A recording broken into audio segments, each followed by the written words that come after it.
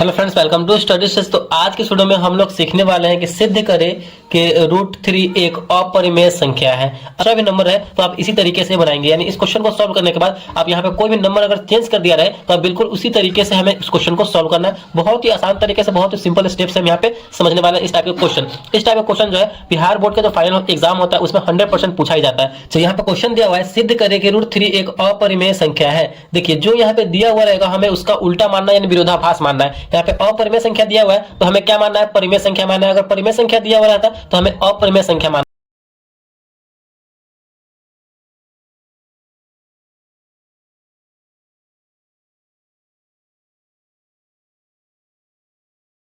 आप सभी को पता होगा कि परिमेय संख्या किस रूप में होता है। तो परिमेय संख्या को हम P/Q के रूप में लिख सकते हैं। P/Q के रूप में लिख सकते हैं। तो P/Q इक्वल टू √3। यहाँ पे देखिए P/Q एक पूर्णांक है यहाँ पे अपने आप में, जो कि Q जो है 0 के बराबर कभी भी नहीं हो सकता है। ठीक, तो Q is not equal to 0। तो यहाँ पे तो इतना करने के बाद इसको और हम सरल करने के लिए दोनों तरफ क्या कर देंगे? तो दोनों तरफ वर्ग कर देंगे। दोनों तरफ वर्ग करने पर आपको बिल्कुल इसी तरीके से बनाना है। बोर्ड एग्जाम में भी आपको बोर्ड एग्जामिनर जो पूरे नंबर देगा, वहां पे जितने नंबर का क्वेश्चन पूछा जाएगा। तो दोनों तरफ वर्ग करने पे दोनों तरफ हम स्क्वायर कर रहे हैं। तो P/Q का होल स्क्वायर इक्वल टू √3 का होल स्क्वायर। तो √3 का होल स्क्वायर करेंगे, फिर इसको आगे हम सॉल्व करेंगे। तो आगे सॉल्व करेंगे तो क्या हो जाएगा? यहाँ पे हो जाएगा P²/Q² इक्वल टू √3 का स्क्वायर करेंगे तो 3 ही होगा, यानी जिस नंबर का स्क्वायर करेंगे रूट लगा हुआ है तो रूट से रूट कैंसिल होता है, जो नंबर आता है वही नंबर बच जाता है। तो यहाँ पे 3 है तो 3 बच जाएगा। फिर यहाँ पे आगे इसको सरल करने के लिए क्या करेंगे? P²/Q को, एक Q को हम उसके साथ लाएंगे गुना के रूप में। 3 यहाँ पे स्क्वायर था तो इधर ला देंगे तो गुना के रूप में आ जाएगा। 3 गुने Q। आपको यहाँ पे देखने को क्या मिल रहा है? देखिए P²/Q ये किस रूप में आपको दिख रहा है? तो ये जो है हमें भिन्न के रूप में दिख रहा है कि नहीं?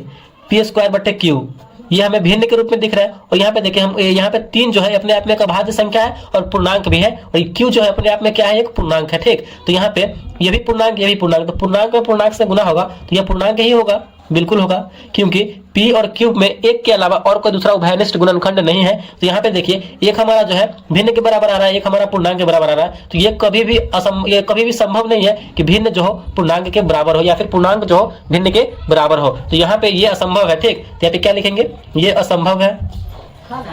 तो हमारी मान्यता गलत है। हमने क्या माना था? कि माना कि √3 एक परिमेय संख्या है। तो यहाँ पे लिखेंगे अतः हमारी मान्यता